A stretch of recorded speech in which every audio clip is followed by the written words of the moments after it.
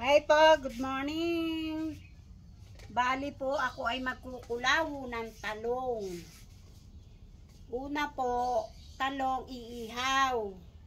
Pagka-ihaw nyo, tatalupan. Tapos, pag natalupan, ganito po. Yan o, pag natalupan, ganito po. Yan. Tapos po, niyog. Magkakahit kayo ng niyog.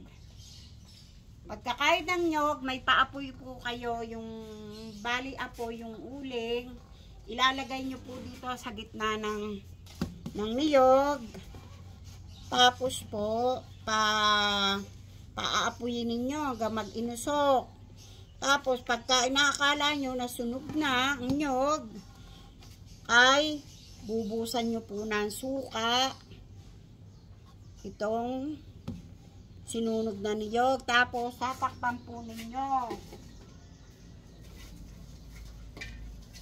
Tatakpan po ninyo ng ganito, ganyan. Yan. Tapos, aalisin nyo na ang takip. Aalisin niyo yung pinaka ibao na sinunog. Yan. Bali, ang mga ingredient po nito, bawang, sibuyas, paminta, yan po, o, paminta, maya po. Ito po, gagatain ko na. Bali po, gagatain ko na. Bali, dadagdagan ko lang po ng mainit na tubig para, yan. Po. Bali, gagatain na.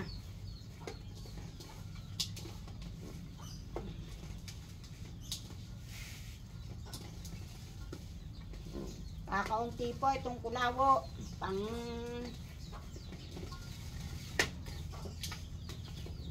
Napaibig lang. Napaibig magkulawo ang senyor. Parang naglilihi. So, lamasin po natin mabuti at para po lumabas yung atas ng niyog. Ito po, oh.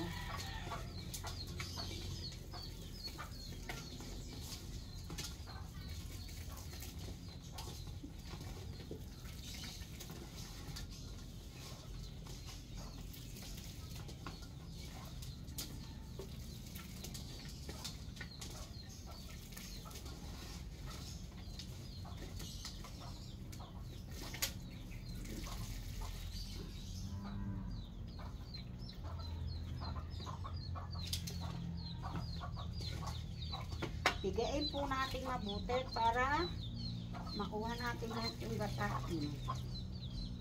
Wala nang persa. Mahina ng pumisa.